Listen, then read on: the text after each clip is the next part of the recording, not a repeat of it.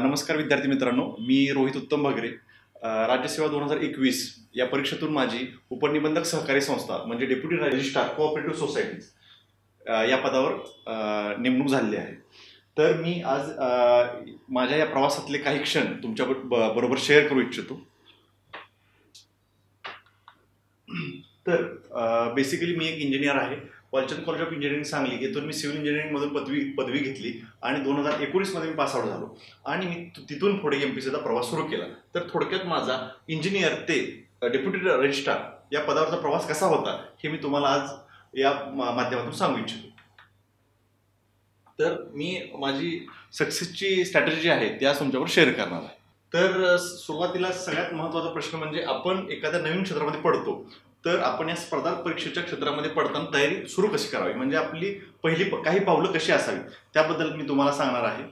तर आता आपण माझी तयारीची काही गोष्टी सांगताना मी या मुद्द्यांचा आधार घेतोय, तो म्हणजे प्रत्यक्ष अभ्यासाची तयारी सुरू कशी करावी. तर मला असं वाटतं की प्रत्येक विद्यार्थ्यानं आपली डिग्री एखाद्या चांगल्या विषयामध्ये किंवा आपल्याला आवडत्या क्षेत्रामध्ये करून या क्षेत्राकडे यावं. साधारणपणे सुरुवातीला आपण ज्यावेळी आपण अभ्यास सुरू करतो त्यावेळी आपण जी परीक्षा देतोय, म्हणजे उदाहरणार्थ आपण MPSC परीक्षा देतोय तर MPSC परीक्षेचा अभ्यासक्रम आहे काय आहे, तर आयोगानं त्यांच्या वेबसाईटवर MPSC परीक्षेचा सिलेबस दिलेला असतो, तो आपण डाउनलोड करून घ्यावा आणि त्यामध्ये कोणते कोणते विषय करणं अपेक्षित आहे, कोणत्या डेप्थमध्ये जाणं अपेक्षित आहे, तर यासाठी आपण अभ्यासक्रम चांगला पडताळून पाहावा.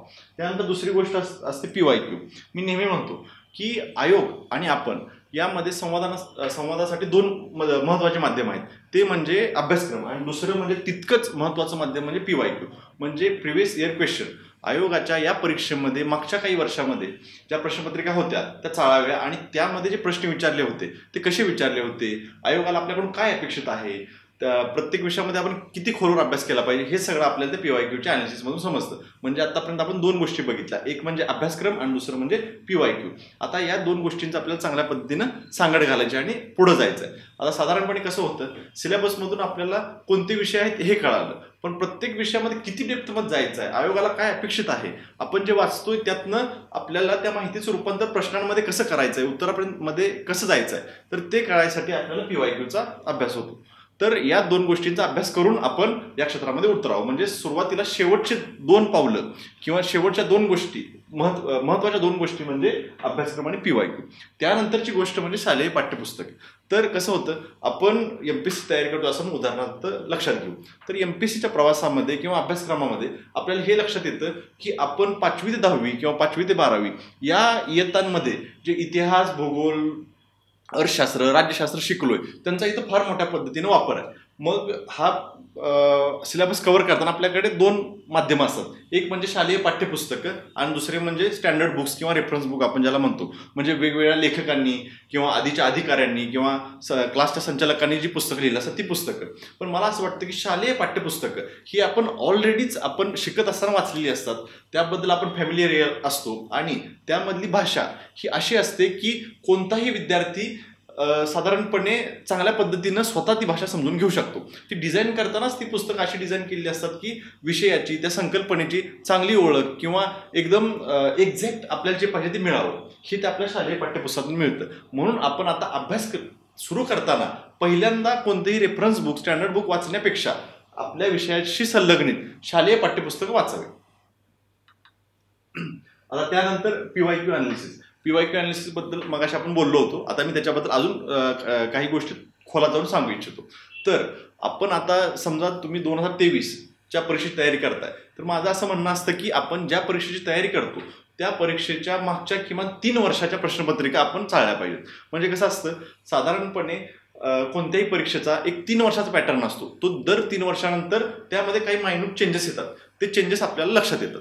तर आपण आता जी परीक्षा देतोय ती परीक्षा मागच्या 3 वर्षामध्ये आयोगाने कशी घेतली, कोणत्या डेप्थनं घेतली, कोणत्या लेवलनं घेतली हे जाणून घेण्यासाठी आपण त्या मागच्या 3 वर्षाच्या प्रश्नपत्रिका चाळाव्यात.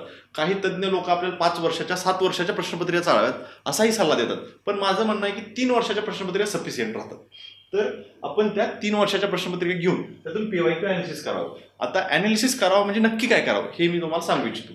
तर आयोगाच्या अपेक्षा जाणून घेणे म्हणजे आपण मार्केटमध्ये बघतो की एक सप्लाय आणि डिमांड अशी एक व्यवस्था आपण सेट केली आहे. अर्थशास्त्रामध्ये आपण ते समजून पण घेतो की जशी मागणी आहे तसा पुरवठा करायचा आहे. आपल्याला पण इथे तेच करायचं आहे. आयोगाची मागणी काय आहे ते बघायचं आहे आणि त्या दृष्टीने पुरवठा करायचा आहे. मग आयोगाच्या आपल्याकडनं अपेक्षा काय आहेत, प्रत्येक विषय जो आपण सिलेबसमधला बघितला आहे त्या प्रत्येक विषयामध्ये किती खोलात जायचं आहे, आयोगाची आपल्याकडनं डिमांड कशी तसा आपल्याला पुरवठा करता यावा, म्हणून PYQ अनालिसिस म्हणजे आयोगाच्या अपेक्षा जाणून घ्यायचं. दुसरा PYQ अनालिसिसचा मुद्दा असतो तो म्हणजे प्रश्न विचारण्याच्या पद्धती जाणून घेणे. म्हणजे आता बघा काय काय टॉपिक असतात ज्याच्यावर प्रश्न येताना खालीलपैकी 4 यामधून ओळखा असे येतात. परत प्रश्न विचारण्याची दुसरी पद्धत असते ते म्हणजे गाळलेल्या जागा भरा. त्यानंतरची एक पद्धत असते म्हणजे मॅच द पेयर्स, म्हणजे आपल्याला जोड्या लावायच्या असतात. अशा वेगवेगळ्या पद्धती असतात. त्यानंतर अजून काही पद्धती असतात त्यामध्ये चुकी बरोबर ओळखा किंवा विधाने आणि परिणाम यांच्यामध्ये काही संबंध आहे का नाही हे ओळखा. अशा वेगवेगळ्या पद्धतीचे प्रश्न विचारले जातात. तर आपण जो टॉपिक अभ्यासलाय त्याच्यावर आयोगाने कुठल्या पद्धतीने प्रश्न विचारले, ह्या 5-6 मधून आयोगाने कोणती पद्धत ह्या टॉपिकसाठी वापरली हे जाणून घेतो आपण ते PYQ अनालिसिस मधून.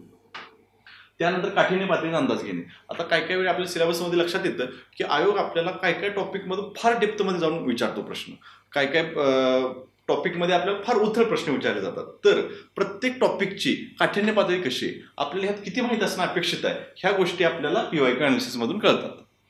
त्यानंतर तसाच विषय म्हणजे विषयाची खोली समजावून घेणे. ते मी आता सांगितल्यासारखं त्या विषयामध्ये आपण किती खोलीपर्यंत अभ्यास केला पाहिजे, आपण किती डेप्थमध्ये अभ्यास केला पाहिजे, ह्या गोष्टी आपल्याला PYQ अनालिसिस मधून कळतात.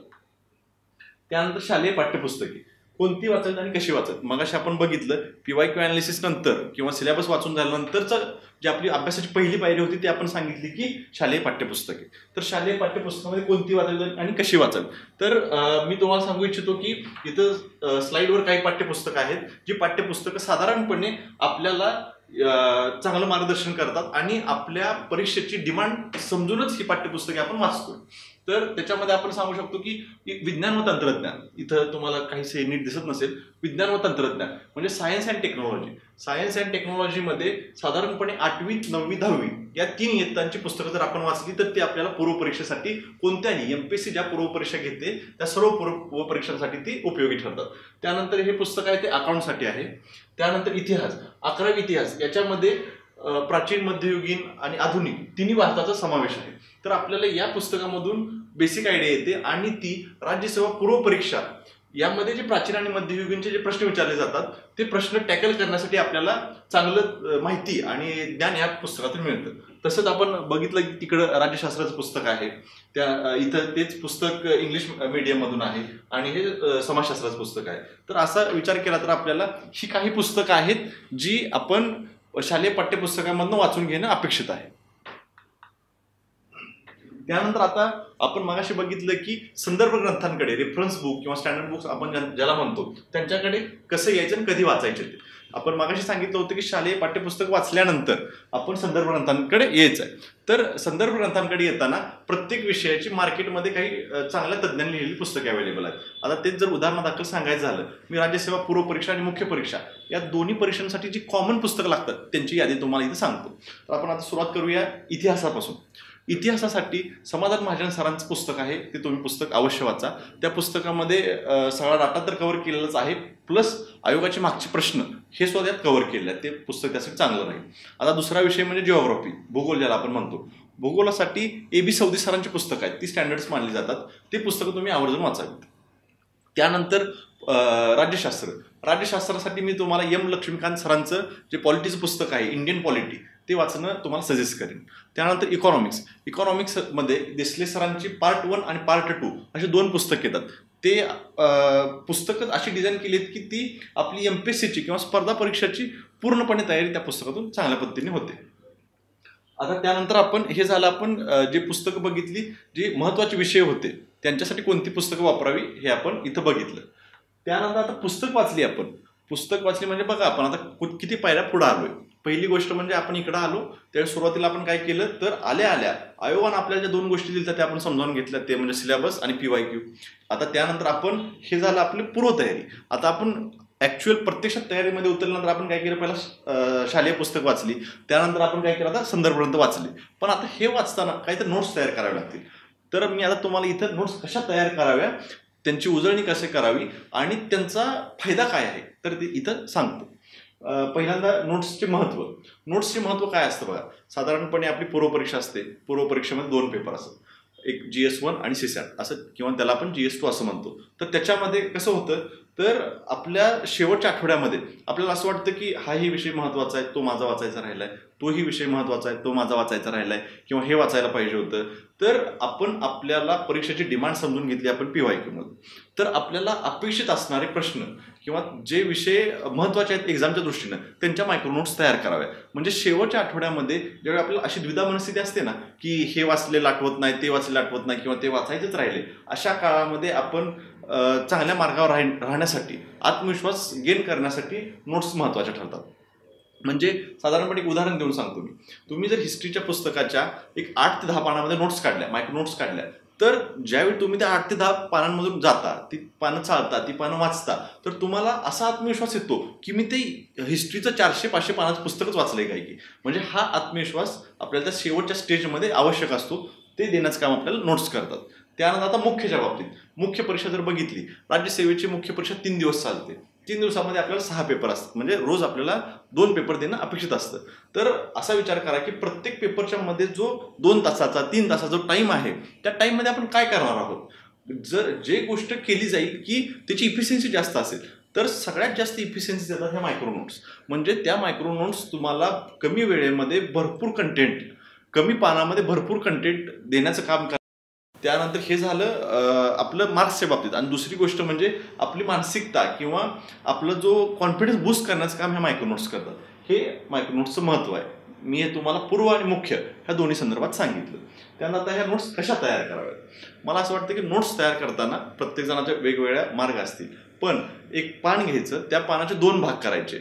एका बाजूला आपण नोट्स वाचताना नोट्स तयार करताना साधारणपणे 2nd किंवा 3rd रीडिंगला नोट्स तयार कराव्या. आता समजा तुम्ही जर हिस्ट्रीचं उदाहरण घेऊ, आपण हिस्ट्रीचं पुस्तक घेतलं, तुम्ही एकदा ते पुस्तक वाचून काढलं. पहिल्या रीडिंगमध्ये तुम्ही फक्त ते पुस्तक जाणून घ्यायचा प्रयत्न केला, म्हणजे कोणते कोणते टॉपिक्स आहेत, त्याबद्दल काय माहिती, हे जाणून घेतलं. आता 2nd रीडिंगमध्ये अजून त्यात खोलात जाऊन पहिल्या रीडिंग नंतर आपण PYQ बघायचे. मग आता आपल्याला हे लक्षात येतं की आपण ज्या वाचलेल्या सिलेबसमधले आता कोणते पॉईंट्स आयोगानं मागच्या प्रश्नपत्रिकांमध्ये विचारलेत, कसे विचारलेत. तर आता ह्या दृष्टीसह आपलं 2nd रीडिंग करायचं. मग आता 2nd रीडिंगमध्ये आपल्याला कळत जातं की हे वाचलेलं महत्त्वाचं होतं, हे वाचलेलं महत्त्वाचं नव्हतं. मग आता आपण असं 2nd रीडिंग पूर्ण करायचं. 2nd रीडिंग पूर्ण झाल्यानंतर आपण जे आपले PYQ होते, ते PYQ आता सॉल्व्ह करायचे. म्हणजे आता आपण चांगलं वाचलंय, 2दा वाचलंय, मग आपण जे PYQ होते, ते प्रश्न होते, ते आपल्याला सोडवता येतात का ते बघायचं. मग त्यातले काय सुटतील, काय सुटणार नाहीत. मग आता ह्या अनुभवासह 3रं वाचन करायचं. 3रं वाचन करताना तुम्ही नोट्स काढू शकता. म्हणजे पहिल्या 2 वाचनानंतरही ज्या काही गोष्टी तुमच्या लक्षात राहिल्या नव्हत्या, त्या तुम्ही आता 3ऱ्या वाचनामध्ये पुन्हा नीट वाचणार आहात. आणि त्यातूनही जे काही लक्षात राहत नाही असं वाटतं ते लिहिणार आहात. ते लिहिणं म्हणजे मायक्रोनोट्स किंवा नोट्स. आता कितव्या वाचनाच्या वेळी काढावं ह्याचं मी उत्तर तुम्हाला दिलं. 3ऱ्या वाचनाच्या वेळी किंवा 4थ्या वाचनाच्या वेळी तुम्ही त्या नोट्स काढू शकता. त्यांची उजळणी कशी करावी. आता त्या नोट्स वाचलेत तुम्ही, तर मी मागाशी तुम्हाला सांगितल्याप्रमाणे ज्यावेळी परीक्षेच्या शेवटचा आठवडा असतो किंवा 2 पेपरच्या मधला वेळ असतो, अशा वेळेमध्ये त्या नोट्स वाचाव्यात. आता ते पुढची महत्त्वाची बाब असते म्हणजे रिव्हिजन. आता आपल्याला विद्यार्थी मित्रांनो, मी तुम्हाला मागाशी बुक लिस्टही सांगितली, तर एक लक्षात येईल की प्रत्येक विषयाची मार्केटमध्ये भरपूर पुस्तकं अवेलेबल आहेत. आता त्यातनं आपल्याला एकतर पहिली पायरी असते की चांगली पुस्तकं शोधणं आणि ती घेणं. त्यानंतर कधी कधी असं होतं की एखादं सिलेबसचा असा पॉईंट असतो ज्याच्यामध्ये एक पुस्तक वाचायला सफिशियंट राहत नाही. तुम्हाला 2-3 रेफरन्स बुक वाचायला लागतात, कधी NCERTची पुस्तके वाचायला लागतात, स्टँडर्ड बुक्स वाचायला लागतात. आता उदाहरणार्थ इकॉनॉमिक्स घेतलं तर इकॉनॉमिक्समध्ये मी तुम्हाला सांगितलं की देशले पार्ट 1 पार्ट 2 वाचावं. त्याचबरोबर तुम्हाला इंडिया इयरबुक असेल, इकॉनॉमिक सर्वे असतील, बजेट असतील, यांची जोड द्यायला लागते. आता हे सगळं जे कंटेंट आपण वाचलंय ते त्याचं उजळणी कशी करायची, त्याची इफिशियन्सी कशी वाढवायची, त्यासाठी रिव्हिजन महत्त्वाचे असते. तर रिव्हिजन कशी करावी. तर रिव्हिजनसाठी मी 1-1-1 असा एक फॉर्म्युला सांगू इच्छितो तुम्हाला. 1-1-1 म्हणजे 1 दिवस, 1 आठवडा आणि 1 महिना. म्हणजे तुम्ही जी एखादी गोष्ट वाचता ती तुम्ही पहिलं रिव्हिजन त्याचं पहिल्या दिवसातच झालं पाहिजे. म्हणजे दिवसभरामध्ये जे तुम्ही वाचले ते तुम्ही त्याच दिवशी संध्याकाळी रिवाइज करणं अपेक्षित आहे. म्हणजे ती झाली तुमची पहिली रिव्हिजन. त्यानंतर दुसरी रिव्हिजन मी 1-1 मधलं म्हणजे दुसरं पाऊल म्हणजे आपलं 1 आठवडा. तर दुसरी रिव्हिजन ही आठवड्यात झाली पाहिजे. म्हणजे साधारणपणे तुम्ही वीक डेजमध्ये जे वाचलंय ते तुम्ही विकेंडला रिवाइज करणं अपेक्षित आहे. म्हणजे ती झाली तुमची दुसरी रिव्हिजन. आणि 3री रिव्हिजन म्हणजे महिन्याच्या पहिल्या 25 दिवसामध्ये जे वाचलंय तुम्ही ते शेवटच्या 5 दिवसामध्ये रिवाईज करणं, ही झाली तुमची तिसरी रिव्हिजन. मी तुम्हाला असं म्हणजे एवढं कॉन्फिडन्स सांगेन की जी गोष्ट तुम्ही आता ह्या एक दिवस, एक आठवडा आणि 1 महिना अशी 3 वेळा रिवाईज केली, ती तुम्हाला पुढचे किमान 2 ते 3 वर्ष विसरली जाणार नाही. हा माझ्या अनुभवात मी तुम्हाला सांगतो. तर तुम्ही अशा पद्धतीनं रिव्हिजन करावी. त्यानंतर किती वेळेस करावी हे आताच तुम्हाला सांगितलं मी की तुम्ही किमान 3 वेळा, म्हणजे पहिलं रिव्हिजन एका दिवसात, दुसरं रिव्हिजन एका आठवड्यात आणि तिसरं रिव्हिजन एका महिन्यात, असे 3 रिव्हिजन करावेत. आता प्रश्नांचा सराव. आता हे बघितलं आपण की सगळी माहिती मिळवली आपण. आता त्यासाठी आपण शालेय पाठ्यपुस्तक वाचली, स्टँडर्ड बुक्स वाचले, रेफरन्स बुक्स वाचले. आता प्रश्नांचा सराव म्हणजे विद्यार्थी मित्रांनो एक बघा, आतापर्यंत जे आपण करत होतो ना ती माहिती गोळा करत होतो. आता आपल्याला ह्या माहितीचं तिथं प्रश्नांमध्ये प्रश्न उत्तराच्या स्वरूपात रूपांतर करायचं आहे. म्हणजे कधी कधी कसं होतं, आपण एखादा पॅराग्राफ वाचतो आणि त्या पॅराग्राफवर कसे प्रश्न विचारले जातील हे जर आपल्याला माहीत नसलं तर आपण त्या माहितीचं तिकडच्या त्या प्रश्न उत्तरामध्ये रूपांतर करत नाही, तिथे गॅप राहतो. म्हणून मला असं वाटतं की प्रश्नांचा सरावही तेवढाच महत्त्वाचा आहे. मी आता तुम्हाला मागाशी सांगितलं की जेव्हा आपण पहिलं वाचन करतो, पहिल्या वाचनानंतर आपण PYQ बघावेत. म्हणजे आपल्याला आपण जे वाचलंय त्यातलं आयोगाला काय अपेक्षित होतं आणि कसं वाचणं अपेक्षित होतं हे कळालं, तर ते आपण आता दुसऱ्या वाचनामध्ये ते सुधारतो, म्हणजे त्या गोष्टींकडे लक्ष देतो.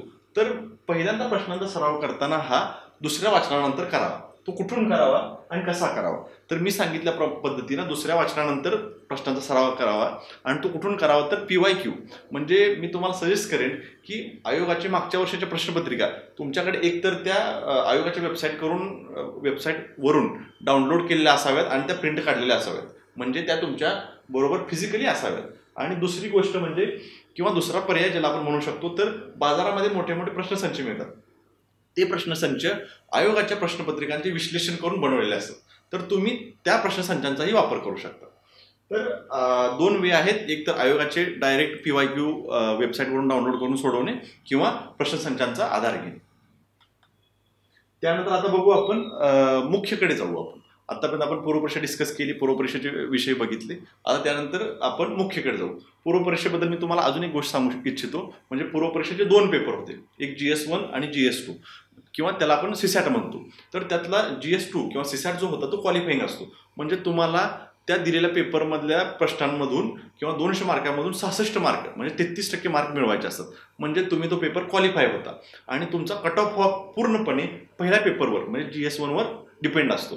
तर साधारणपणे असा विचार करू आपण की दुसऱ्या पेपरमध्ये आपल्याला असे मार्क मिळवायचे की तुम्ही ते 66 मार्काचं बॅरियर पार करून पुढे जात आहे. आता दुसरा गोष्ट म्हणजे पहिला पेपर तर GS1 मध्ये साधारणपणे इतिहास, भूगोल, राज्यशास्त्र, अर्थशास्त्र, विज्ञान, पर्यावरण आणि चालू घडामोडी ह्या 7 ते 8 टॉपिकवर प्रश्न विचारले जातात.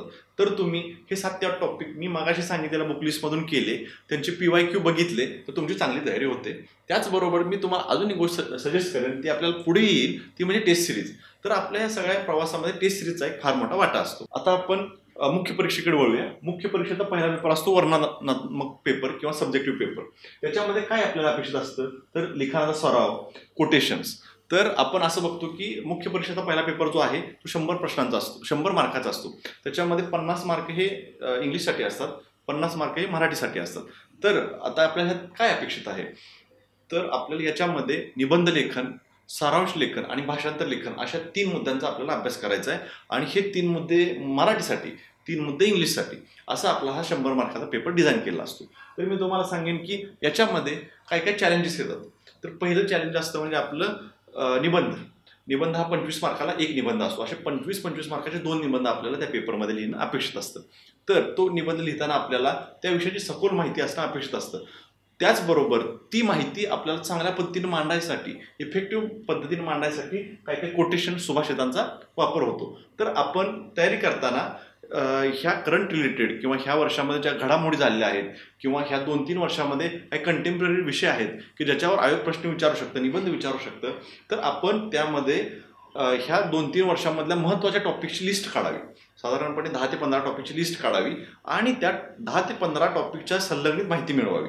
ती माहिती मिळवताना तुम्ही काही कोटेशन मिळतात का ते बघावं. काही कोटेशन मित्रांनो अशी असतात की ती सर्व किंवा भरपूर निबंधांना तीच कोटेशन वापरता येतात. तशा खास कोटेशनचा तुम्ही संग्रह करावा जी कोटेशन कुठेही फिट बसतील. तर त्या पद्धतीने तुम्ही ते निबंध डील करू शकता. त्यानंतर त्यातली दुसरी बाजू असते ती म्हणजे सारांश लेखन. सारांश लेखन काय असतं, तर आपल्याला साधारणपणे 250 ते 300 शब्दांचा एक पॅराग्राफ दिलेला असतो. आपल्याला तो पॅराग्राफ सारांशाच्या रूपात म्हणजे 1/3 मध्ये करायचा असतो. तर आपल्याला त्यासाठी सारांश लेखन हा एक टॉपिक असतो. सारांश लेखनचा सराव करताना आपण सुरुवातीला जे वर्तमानपत्र वाचतो, समजा तुम्ही लोकसत्ता वाचता किंवा इंडियन एक्सप्रेस वाचता, तर त्यातली एखादी बातमी आहे ना, ती बातमी तुम्ही 1/3 मध्ये करा. करता येते का बघा. तर तुम्ही सुरुवात तिथून करा.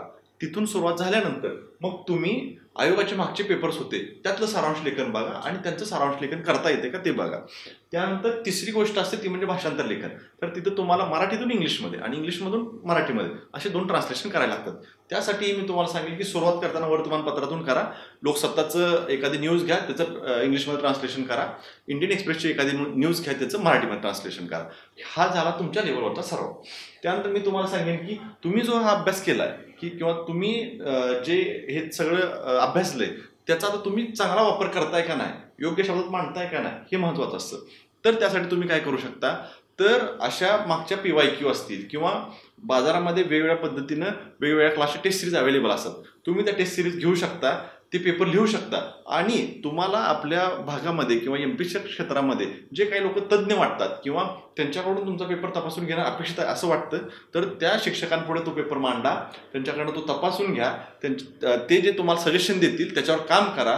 पुढच्या वेळी त्या सजेशनसह पेपर लिहा आणि पुन्हा तपासून घ्या. असे तुम्ही 2-3 इटरेशन करू शकता आणि चांगल्या पद्धतीनं कसे जास्तीत जास्त या विषयामध्ये मार्क मिळवता येतील ह्याचा प्रयत्न करू शकता. हे झालं वर्णनात्मक पेपरबद्दल. त्यानंतर दुसरा पार्ट असतो वस्तुनिष्ठ. म्हणजे आपल्याला जे मेन्सचे 6 पेपर द्यायचे आहेत ना, त्यातला एकच पेपर वर्णनात्मक होता. बाकीचे 5 पेपर आहेत ते वस्तुनिष्ठ आहेत. तर त्या वस्तुनिष्ठ पेपरसाठी काय महत्वाचं आहे, तर PYQचा सराव. तर मी तुम्हाला म्हणेन की साधारणपणे कसं असतं, आपली जी माहिती मिळवली आपण ती प्रश्न उत्तराच्या स्वरूपामध्ये रूपांतरित करण्यासाठी आपल्याला प्रश्नांचा सराव असतो. काय मुलं आपण बघतो मार्केटमध्ये किंवा बाजारामध्ये इकडे तिकडे, तर ती मुलं फक्त वाचतात. ते म्हणतात की मी हे पुस्तक एवढ्या वेळा वाचलंय, ते पुस्तक एवढ्या वेळा वाचलंय, पण मला मार्क येत नाहीत. त्याचं काय कारण असू शकतं, तर त्याचं हे कारण असू शकतं की ते जे पुस्तक वाचले त्यातले जे प्रश्न येणार आहेत ते प्रश्न कोणत्या स्वरूपात येतील याचा त्यांना अभ्यास नाहीये. म्हणजे तिथे गॅप राहतोय, त्यांच्याकडे असणारी माहिती आणि आयोगाला असणारं अपेक्षित उत्तर. तर तो गॅप कसा भरून काढायचा, तर तुमची प्रश्नांची सराव कसा आहे त्याच्यावर ते डिपेंड असतं. तुमची नजर त्या प्रश्नांवर बसली पाहिजे. तुम्हाला कोणताही प्रश्न विचारल्यानंतर तुमची जी माहिती आहे त्याच्यावर कशी प्रोसेस करायची आहे आणि कसं उत्तरापर्यंत जायचं हे ओळखायचं आहे. मग ते कशातून सराव होतो, तर PYQचा सराव. तर मी तुम्हाला सजेस्ट करेन की तुम्ही दिवसभर जो अभ्यास करताय त्याचं तुम्ही रात्री रिव्हिजन करणार आहे. त्याचबरोबर तुम्ही जे दिवसभर वाचलंय त्याच्यावरचे PYQ त्याच दिवशी सोडवून घ्या. तुम्ही जे वाचलंय त्याच्यावरची आयोगाची डिमांड समजून घ्या. म्हणून त्यासाठी PYQचा सराव आणि तोही दैनंदिन सराव तेवढाच महत्वाचा आहे. आता त्यानंतर हा प्रवास फार मोठा होतो. म्हणजे साधारणपणे जर तुम्ही विचार केला तर आपण पूर्व, मुख्य आणि मुलाखत अशा 3 टप्प्यामधून जातो. आणि कधी कधी ही तयारी करताना आपल्याला काही काही समस्या येतात. म्हणजे त्या समस्या अशा मानसिक किंवा शारीरिक असू शकतात. तर कसं समस्या येतात, तर फॉर एक्झाम्पल बघितलं, आपल्याला अपेक्षित जागा असतात की एवढ्या जागा आल्या पाहिजेत, तेवढ्या जागा येत नाहीत. किंवा कधी कधी असं वाटतं की ह्या पदासाठी पदसंख्या किंवा भरपूर असावी किंवा ही पदं आपल्याला जाहिरातीमध्ये असावी, ती पदं येत नाहीत, मग आपल्याला निराशा वाटते. कधी कधी आपल्याला अपेक्षित असणारे मार्क येत नाहीत. कधी कधी आपला 2-3 मार्कांना कट ऑफ जातो किंवा कधी कधी लवकर निकालच लागत नाही, निकाल लागला तर जॉईनिंग येत नाही. तर अशा सगळ्या प्रोसेसच्या पार्ट्समध्ये किंवा फेजेसमध्ये आपल्याला आपलं मानसिक आणि शारीरिक स्वास्थ्य सांभाळणं आवश्यक ठरतं.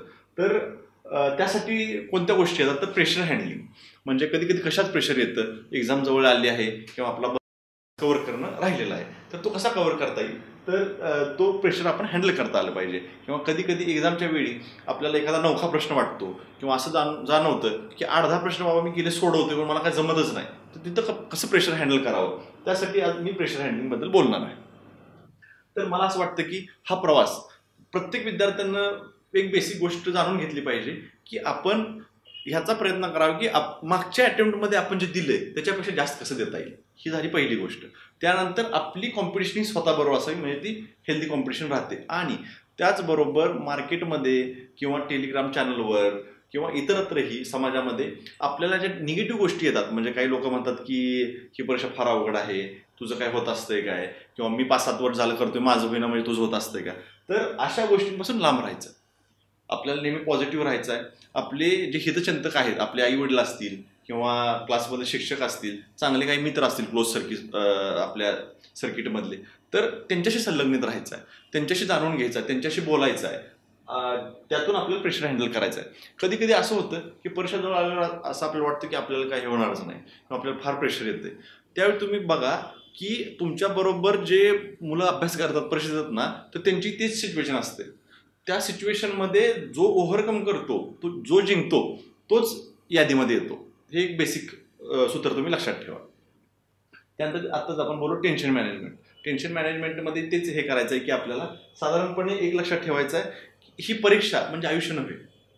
आपल्याला या परीक्षेमध्ये येताना काय काय मोटिवेशन असतात.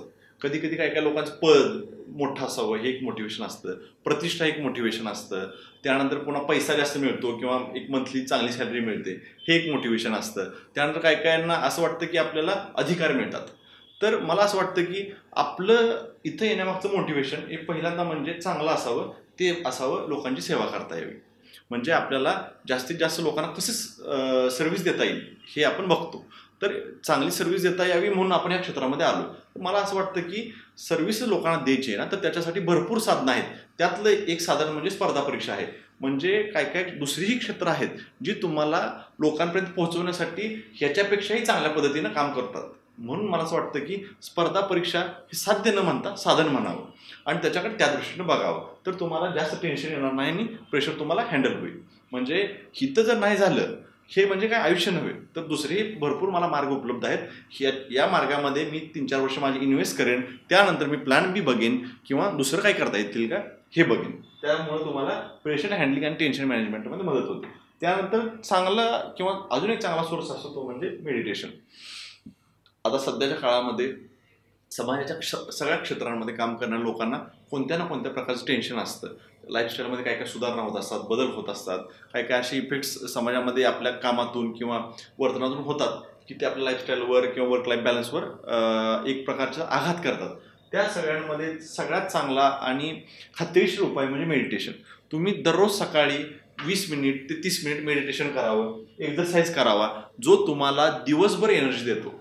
आणि हा जो मेडिटेशन आणि एक्झरसाईज जो आहे, जर तुम्ही भरपूर काळ केला तर तुम्हाला तुमच्या आयुष्यावर चांगले चांगले परिणाम दिसून येतील. त्यानंतर पॉझिटिव्हिटी. मी तुम्हाला आत्ताच सांगितलं की ह्या प्रवासामध्ये भरपूर अडथळे येतात. त्या सगळ्यामध्ये तुम्हाला पॉझिटिव्हिटी मेंटेन करायची. तर तुम्हाला पॉझिटिव्हिटी देणाऱ्या गोष्टीच बघायच्या. आता मी माझ्या उदाहरणावरून सांगतो. 2020 साली मी राज्यसेवेची पूर्वपरीक्षा दिली. त्यावेळी लॉकडाऊन होता आणि मी घरी होतो. घरून मी पूर्वपरीक्षा दिली होती. मग ज्यावेळी पहिली उत्तरपत्रिका आली पूर्वपरीक्षेची, त्यावेळी मला त्यातून 215 मार्क मिळत होते 400 पैकी. मग त्यावेळी सीसॅट स्कोरिंग होतं. म्हणजे GS आणि सीसॅट ह्या 2 पेपर्सचं मिळून मार्काची बेरीज होऊन कट ऑफ लागायचा. मग तिथं 215 मार्क मला 400 पैकी आले. मग मी मार्केटमध्ये जरा ॲनालिसिस केलं आणि टेलिग्राम चॅनल्स बघितले. त्या टेलिग्राम चॅनल्सवर मला असं लक्षात आलं की सगळीच मुलं 220+ आहेत. म्हणजे महाराष्ट्रामध्ये 220+ असणाऱ्या प्रमाणात मुलांचं प्रमाण साधारणपणे 10-11 हजार आहे आणि कट ऑफ हा 220+ जाईल म्हणून. पण असं झालं होतं की भरपूर मुलांनी त्यांचा खोटा रिस्पॉन्स त्या पोल चेकवर नोंदवला होता. म्हणजे मुलांनी मार्क नसताना सुद्धा 220+ क्लिक केलं. त्यामुळे माझं नुकसान काय झालं, तर मी असा विचार करायला लागलो की माझे मार्क सफिशियंट नाही आहेत आणि मी काय मेन्सला पात्र ठरत नाही. म्हणून मी जरा मेन्सचा अभ्यासाकडे दुर्लक्ष केलं. आणि जेव्हा कट ऑफ आला तो कट ऑफ आला 203. म्हणजे साधारणपणे मी 12-13 मार्क प्लस होतो. तरी पण मी जी निगेटिव्हिटी माझ्या डोक्यामध्ये ठेवली, त्या निगेटिव्हिटीचा मला असा तोटा झाला की ज्यावेळी रिझल्ट आला पूर्वचा, त्यावेळी मी पूर्व पास होत होतो, पण मी खुश नव्हतो. का खुश नव्हतो, तर मला आता रिग्रेट व्हायला लागले की मी 4-5 महिने चुकीच्या सूत्रांच्या आधारे वाया घालवली, चुकीच्या सूत्रांवर विश्वास ठेवून वाया घालवली. आणि तुम्हाला सांगायचं म्हणजे ती जी मी 4-5 महिने घालवली त्याचा मला असा तोटा झाला की माझी मुख्य परीक्षा 1 मार्कात राहील. म्हणजे कट ऑफपेक्षा मला 1 मार्क कमी पडला आणि माझा इंटरव्ह्यूचा कॉल गेला. म्हणजे साधा विचार करा, जर मी पॉझिटिव्हिटी मेंटेन करून तो जो 4-5 महिन्याचा काळ जर चांगला घालवला असता, चांगला इन्व्हेस्ट केला असता, अभ्यास केला असता, तर मला त्या परीक्षेमध्ये पद मिळालं असतं. पण ही गोष्ट मी लगेच माघारी सोडली. तर ज्यावेळी आन्सर की आली, ज्यावेळी मला कमी मार्क आले, त्यावेळी मी साधारण विचार केला की 2020ची मुख्य परीक्षा मी नापास होतोय. तर तोपर्यंत 2021ची जाहिरात आली होती. मी असा विचार केला की हे जे दुःख आहे आपलं, हे जर आपण गोंधळात बसलो तर आपली 21ची परीक्षा हातातून जाईल आपल्या. मग मी काय केलं तर लगेच 2021 कडे माझा मोमेंटम शिफ्ट केला, पुन्हा नव्याने अभ्यास चालू केला आणि मी स्वतःला सांगितलं की मागच्या वेळी जी आपण चूक केली ते चुका टाळायच्या आणि पुढच्या वेळी आपल्याला लिस्टमध्ये यायचं आहे म्हणजे यायचं आहे. मी तुम्हाला सांगतो विद्यार्थी मित्रांनो, मी त्या 4-5 महिन्यामध्ये जो अभ्यास केला त्या अभ्यासानं मला ह्या राज्यातल्या 10व्या क्रमांकावर आणून सोडले. म्हणजे विचार करा, तो 2021-20 मध्ये जे मला अपयश आलं, मी तेच जर गोंधळात बसलो असतो तर मी आज हे दिवस बघू शकलो नसतो. माझी तुम्हाला सांगतो 2021 मध्ये राज्यसेवेतनं 10व्या क्रमांकाने उत्तीर्ण होऊन उपनिबंधक सहकारी संस्था किंवा डेप्युटी रजिस्ट्रार कोऑपरेटिव्ह सोसायटीज वर्ग 1 या पदावर नेमणूक झाली आणि मी जो त्या 4-5 महिन्यात अभ्यास केला होता त्याच अभ्यासाच्या जोरावर माझी राज्य कर निरीक्षक म्हणून ही निवड झाली. म्हणजे त्या 2-3 महिन्यामध्ये मला 2 चांगले रिझल्ट्स मिळाले. कशामुळे मिळाले तर मी माझी जी निगेटिव्हिटी ती काढून टाकली, पॉझिटिव्हिटीवर काम केलं, माझ्या चुकांवर काम केलं, त्यांचं चांगलं ॲनालिसिस केलं, त्या चुका बाजूला सारल्या आणि पुन्हा एकदा नव्याने मी मोमेंटम शिफ्ट करून परीक्षा दिली आणि मी राज्यात 10व्या क्रमांकाने उत्तीर्ण झालो. ही आपल्याला जी गोष्ट आहे ती मिळते पॉझिटिव्हिटी. आता आपण हे अभ्यास करतो वेगवेगळ्या 3 स्टेजेसमध्ये, पूर्व, मुख्य आणि मुलाखत या 3 स्टेजेसमधून जातो. त्यासाठी वेळेचे व्यवस्थापन कसं करावं. तर आता सुरुवातीला वेळेचे व्यवस्थापन करण्याच्या आधी मी तुम्हाला पूर्व आणि मुख्यबद्दल बोललोय, इंटरव्ह्यूबद्दल थोडं बोलेन. आपल्या प्रवासामध्ये इंटरव्ह्यू हा एक मोठा रोल प्ले करतो. मला असं वाटतं की साधारणपणे इंटरव्ह्यू 100 मार्क असतो आणि तो आपली पोस्ट डिसाईड करण्यामध्ये फार मोठं योगदान देतो. म्हणजे तुमचं इंटरव्ह्यूमध्ये 2-3 मार्क सुद्धा तुम्हाला क्लास 1 वरनं क्लास 2 आणू शकतात, क्लास 2 वरनं लिस्टच्या बाहेर घालू शकतात. म्हणून तुम्हाला इंटरव्ह्यूचे तेवढंच महत्त्वाचं आहे. तर साधारणपणे विचार करा, आपण पूर्व आणि मुख्यची डिमांड समजून घेतली आणि त्याप्रमाणे दिलं. आता इंटरव्ह्यूच्या स्टेजला आलोय आपण. इंटरव्ह्यूच्या स्टेजला आपल्याला 2 पद्धतींमध्ये विभागता येईल. एक म्हणजे फॅक्च्युअल क्वेश्चन आणि दुसरे म्हणजे ओपिनियन बेस्ड क्वेश्चन. फॅक्च्युअल क्वेश्चनचं उदाहरण मी माझ्या इंटरव्ह्यूवरून सांगतो. तर मला विचारण्यात आलं होतं की 2023 हे काय म्हणून साजरं केलं जाणार आहे, असा मला जनरल प्रश्न विचारला होता. मग मी कॉन्टेक्स्ट समजून घेतला की 2023 हे इंटरनॅशनल इयर ऑफ मिलेट्स म्हणजे आंतरराष्ट्रीय भरड धान्य वर्ष म्हणून साजरं केलं जाणार आहे. मग आता त्यांनी पुढचा प्रश्न विचारला की हे कोण साजरं करणार आहे. हा फॅक्च्युअल प्रश्नाचा प्रकार झाला, म्हणजे वस्तुनिष्ठ. तिथं तुम्हाला एक्झॅक्ट उत्तर माहीत असणं अपेक्षित आहे. कोण साजरं करणार आहे, तर मग मी उत्तर दिलं की युनायटेड नेशन ऑर्गनायझेशन ही जे संयुक्त राष्ट्र संघटना आहे ती भरड धान्य वर्ष साजरं करणार आहे. हा झाला फॅक्च्युअल प्रश्नाचा प्रकार. त्यानंतर दुसरा मी तुम्हाला टाईप सांगितलं होता opinion based question. Opinion based question म्हणजे काय, तर एखादी गोष्ट जी समाजात घडती किंवा जी घडली आहे त्याच्याबद्दल तुमचा विचार काय आहे, किंवा प्रत्येक वेळी कसं होतं एखादी गोष्ट घडल्यानंतर त्याच्या पुढं जाण्यासाठी आपल्याकडे 2 मार्ग उपलब्ध असतात. तर त्या 2 मार्गामध्ये तुम्ही काय मार्ग निवडाल आणि का निवडाल हे त्या ओपिनियन बेस्ड क्वेश्चनमधून त्यांना जाणून घ्यायचं असतं. तर आता बघितलं आपण की फॅक्च्युअल क्वेश्चन आणि ओपिनियन बेस्ड क्वेश्चन असे 2 प्रकारचे क्वेश्चन होते. तर आयोगाची मार्ग देण्याची पद्धत अशी असते की ती जास्त पद्धतीनं किंवा जास्त रिलाय ओपिनियन बेस्ड क्वेश्चनवर करते. त्यांना आपल्याकडून आपल्या वेगवेगळ्या क्षेत्रांवर जे काही गोष्टी चाललेत त्यावर आपलं मत जाणून घ्यायचं असतं आणि आपले मार्क ही ठरवण्यामध्ये मोठा रोल हा ओपिनियन बेस्ड क्वेश्चनचा असतो. हे आता आपण इंटरव्ह्यूचं बघितलं. हे झाले क्वेश्चनचे प्रकार. आता इंटरव्ह्यूमधून आपल्याला आयोगाकडनं काय अपेक्षित असतं, तर पहिली गोष्ट असते ती म्हणजे आपण आतापर्यंत जो प्रवास आहे त्याच्यामध्ये आपण काय एज्युकेशन घेतलंय, आपण कोणत्या जिओग्राफिकल बॅकग्राऊंडमधून आलोय, आपले आई वडील काय करतात, त्यानंतर पुन्हा आपल्या हॉबी काय आहेत, आपल्याला ह्या पदावर काय यायचं आहे, आपल्या हॉबीचा आणि आपल्या डिग्रीचा ह्या पदावर कसा वापर होईल, या सगळ्या गोष्टी ते आपल्याला इंटरव्ह्यूमधून जाणून घेतात. तर तुम्ही ह्या 5-6 मुद्द्यांवर लक्ष केंद्रित करावं. त्याच पद्धतीनं ज्यावेळी इंटरव्ह्यू चालू असतात त्या वर्षभरामध्ये किंवा त्या 6 महिन्यामध्ये त्या महिन्यामध्ये ज्या काही करंट रिलेटेड चांगल्या घडामोडी, महत्त्वाच्या घडामोडी जगभरात घडत आहेत त्यांचाही तुम्हाला इंटरव्ह्यूला अभ्यास करून जायचा आहे. तर ही आपली इंटरव्ह्यूमध्ये टेस्ट ही या गोष्टींवर होत असते, पर्सनॅलिटी टेस्ट आपण ज्याला म्हणतो. आता इकडे येऊ आपण वेळेचं व्यवस्थापन. तर आपण आता बघितलं की 3 स्टेजेसची आपण परीक्षा देतोय, पूर्व देतोय, मुख्य देतोय, इंटरव्ह्यू देतो. आता याच्यामध्ये वेळेचं व्यवस्थापन करताना डेली वेळेचं व्यवस्थापन कसं असावं तेच लॉंग टर्मसाठी कसं असावं हे मी तुम्हाला सांगतो. तर पहिली म्हणजे डेली. तर कसं होतं, आपण काय करतो तर दिवसामध्ये आपण काय करायचं, आजचं टार्गेट काय आहे आपलं, आज आपल्याला सिलेबसचा कोणता पार्ट समजून घ्यायचा आहे, कोणत्या प्रश्नपत्रिका सोडवायच्या आहेत, आहेत आणि कशाचं रिव्हिजन करायचं आहे ह्याचं एक डेली टाइम टेबल बनवायचं आणि संध्याकाळी जाताना आज हे आपलं टाइम टेबल फॉलो झालं आहे का नाही ते बघायचं. हे झालं डेली टाइम टेबल. मी ह्यात सजेस्ट करेन की डेली टाइम टेबल अजून एक खोलात जाऊन तर आपल्या दिवसाचे आपण 3 भाग करावेत.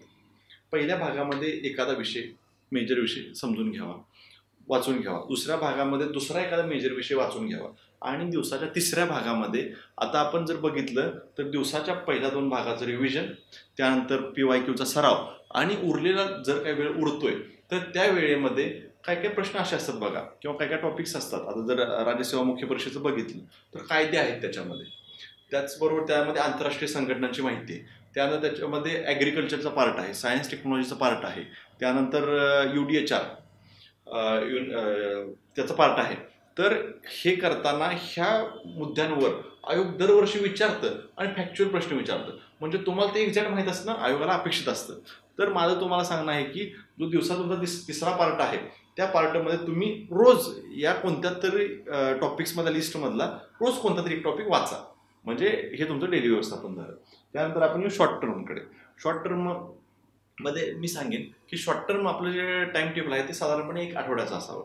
त्या आठवड्यामध्ये आपण कोणता सब्जेक्ट घेणार आहोत किंवा कोणते 2 सब्जेक्ट घेणार आहोत, कोणते मी सांगितलेलं मगाशी जे फॅक्च्युअल प्रश्न फिक्स येतात त्यातलं काय वाचणार आहोत, कोणते PYQ सोडवणार आहोत, कोणत्या टेस्ट सिरीज सोडवणार आहोत किंवा मित्रांबरोबर जर डिस्कशन करत असलो तर ते कोणते विषय करणार आहोत. तर ते शॉर्ट टर्म डिस्कशनमध्ये मी 1 आठवडा ते 15 दिवस ह्यांचं प्लॅनिंग करावं आणि तो 15 दिवसाचा पॅच झाल्यानंतर त्याचं ॲनालिसिस करून मग पुढच्या 15 दिवसाचं शॉर्ट टर्म व्यवस्थापन करावं असं मी तुम्हाला सांगेन. आता त्यानंतरची गोष्ट लॉंग टर्म मध्ये. आता लॉंग टर्ममध्ये जर बघितलं आपण आता आपण 3 नंतर राज्यसेवा मुख्य परीक्षेला सामोरं जातोय.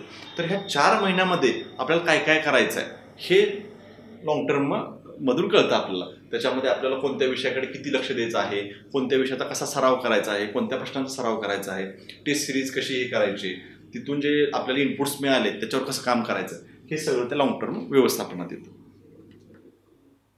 आता हे आपण मुलाखतीची तयारी आपण मागाशी बघितलं होतं. मुलाखतीची तयारी कशी करावी पुन्हा एकदा मी या स्लाइडच्या माध्यमातून सांगायचा प्रयत्न करेन.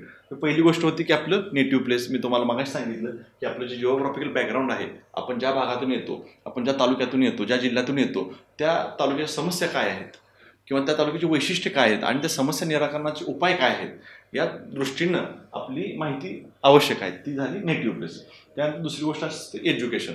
म्हणजे आपण आतापर्यंत कोणती तरी डिग्री घेऊन आले असतो, त्या डिग्रीमध्ये आपण काय शिकलो, त्या डिग्रीचा प्रशासनामध्ये कसा वापर होईल किंवा त्या डिग्रीशी संलग्नित चालू घडामध्ये कोणत्या गोष्टी चर्चेत आहेत, ह्या गोष्टी आपल्याला तिथून अपेक्षित असतात. ते झाले एज्युकेशनच्या बाबतीत. त्यानंतर हॉबी आणि इंटरेस्ट. मी तुम्हाला सांगितलं की आपल्या प्रत्येकाला काही ना काही हॉबी असते, छंद असतो. म्हणजे आपण फावल्या वेळेमध्ये काही गोष्टी अशा करत असतो जे आपल्याला आनंद देतात किंवा समाधान देतात, ते असतात हॉबी. तर तुम्ही तुमची हॉबी निवडावी आणि मागच्या वर्षीच्या मुलाखतीच्या ट्रान्सक्रिप्टमधून आपल्या हॉबीशी संलग्नित कोणते कोणते प्रश्न विचारले गेलेत याचा अभ्यास करावा आणि तुमच्या हॉबीची तयारी त्या दृष्टीने करावी. त्यानंतर अबाउट व्हेरियस पोस्ट. म्हणजे कसं होतं, आपण ज्यावेळी इंटरव्ह्यू पॅनल समोर जातो त्यावेळी ते विचारतात की तुमचा पदांचा पसंती क्रमांक कसा आहे. म्हणजे उपजिल्हाधिकारी, उपाधीक्षक, गृहविभाग, त्यानंतर उपनिबंधक किंवा उपाधीक्षक उत्पादन शुल्क, असे वेगवेगळी पदं आहेत. तर तुम्हाला त्यामधला पदाचा पसंती क्रमांक कसा असावा. म्हणजे ज्यावेळी तुमचं रँक येईल तर तुम्ही पहिल्या नंबरला कोणत्या पदाला पसंती द्याल, दुसऱ्या नंबरला कोणत्या द्याल, तिसऱ्या नंबरला कोणत्या द्याल. तर साधारणपणे तुमची जी पोस्टची लिस्ट आहे त्यामधल्या 5 पदं जी तुम्हाला ज्या पदावर तुम्हाला काम करणं आवडेल अशा 5 पदांची यादी तयार करावी आणि त्या 5 पदाबद्दल साधारणपणे त्या पदाचं काम काय असतं, त्या पदाचं प्रमोशन कुठं होतं, त्या पदाचं पोस्टिंग कुठं होतं, या गोष्टींची तुम्हाला बेसिक माहिती असावी. त्यानंतर ओपिनियन बेस्ड क्वेश्चनची तयारी मागाशी आपण सांगितलं त्या पद्धतीने करावी. Mock interview and practice. मी मागाशी तुम्हाला सांगितलं की टेस्ट सिरीजचा आपल्या प्रवासामध्ये फार मोठा वाटा असतो. टेस्ट सिरीज आपण कधी म्हणतो तर पूर्व आणि मुख्याला. टेस्ट सिरीजचाच प्रकार म्हणजे इंटरव्ह्यूसाठी मॉक इंटरव्ह्यू. म्हणजे आपण काय करतो तर एखाद्या क्लासमध्ये किंवा तज्ज्ञ व्यक्तींच्या पॅनलसमोर बसून आपली माहिती सादर करतो आणि त्यांना प्रश्न विचारतो आणि विचारून घेतो त्यांच्याकडून आणि त्या प्रश्नांचे उत्तर देण्याचा प्रयत्न करतो. हे कशासाठी तर एकतर ते सगळे आपल्याला ह्या वरच्या 5 पॉईंट्सवर प्रश्न विचारतात आणि आपण त्यांची उत्तर देतो.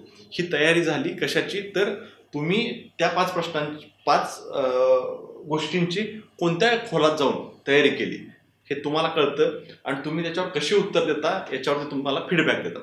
म्हणजे ह्या सगळ्या गोष्टी क्लिअर होतात की तुम्ही केलेली तयारी अप टू द मार्क आहे का नाही, जर असली तर तुम्ही ती योग्य प्रकारे मांडता येतात का नाही, तुमच्या उत्तरामध्ये सगळ्या प्रकारच्या गोष्टी येतात का नाही आणि ते तुम्हाला त्याच्यावर अजून काय काम करायची गरज आहे, या सगळ्या गोष्टी तुम्हाला त्या मॉक इंटरव्ह्यू आणि प्रॅक्टिसमधून कळतात.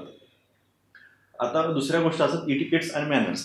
या गोष्टीमध्ये इंटरव्ह्यूमध्ये तर तुमचे गेस्चर्स आणि पोस्चर्स कसे आहेत याच्यावर पण फार महत्त्व ठरतं. म्हणजे तुम्ही आत गेल्यानंतर बोलताय कसं, पुढच्याच ऐकताय का, की पुढच्याला मध्येच प्रश्न तोडून उत्तर द्यायला जाताय, किंवा जर तुम्हाला एखादा प्रश्न उत्तर येत नसलं तर तुम्ही म्हणजे पश्चाताप करून घेताय का, किंवा तुम्ही त्या प्रश्नांची मी केअरच करत नाही असं दाखवताय का. म्हणजे साधारण गोष्ट अशी असते की आपण नम्रपणे वागलं पाहिजे, आपण प्रामाणिकपणे वागलं पाहिजे. ज्या प्रश्नाचं उत्तर येत नाही त्या प्रश्नाचं सॉरी सर मला माफ करा, माझ्या वाचनात आलं नाही किंवा याबद्दल मला माहिती नाही असं म्हणून तुम्ही तो प्रश्न म्हणजे त्याचं उत्तर देऊ शकता, किंवा उत्तर येत नाही असं सांगू शकता. पण तुम्ही म्हणजे असं म्हणू शकत नाही की हे मला माहीत नव्हतं, किंवा हे मी एवढं महत्त्वाचं समजलं नाही, किंवा हा काय एवढा महत्त्वाचा पॉईंट नाही असं म्हणायचं नाही. ज्या गोष्टीबद्दल माहीत नाही त्याबद्दल माहिती नाही, मी माहिती करून घेतो अशी तुमची सौजन्यशीलता दाखवा. आणि कोणत्याही गोष्टीचं उत्तर देताना प्रामाणिकपणे खरं जे माहिती आहे तेच सांगायचं, व ब्लफ करायला जायचं नाही किंवा खोटं बोलायचं नाही. या गोष्टी इटिकेट्स आणि मॅनर्समध्ये येतात. ओके, तर मी आता तुम्हाला राज्यसेवा मुख्य परीक्षा 2023 ही डोळ्यासमोर ठेवून मार्गदर्शन केलं, आणि त्याचबरोबर इंटरव्ह्यूची तयारी कशी असावी आणि तुमच्या येत्या पूर्वपरीक्षा कशा असाव्यात याच्याबद्दल मार्गदर्शन केलं. त्याच पद्धतीनं आपण शालेय पाठ्यपुस्तकं, संदर्भ ग्रंथ, PYQ आणि सिलेबस यांचं काय महत्त्व आहे हे जाणून घेतलं. तर तुम्ही मला शांतचित्ताने ऐकून घेतलं, आणि the officer your personal mentor या प्लॅटफॉर्मनं मला तुमच्याशी बोलण्याची संधी दिली, त्याबद्दल मी त्यांचे आभार मानतो. धन्यवाद. The officer your personal mentor चॅनलच्या नवनवीन अपडेट्ससाठी चॅनलला लाईक, सबस्क्राईब आणि शेअर करा. थँक्यू.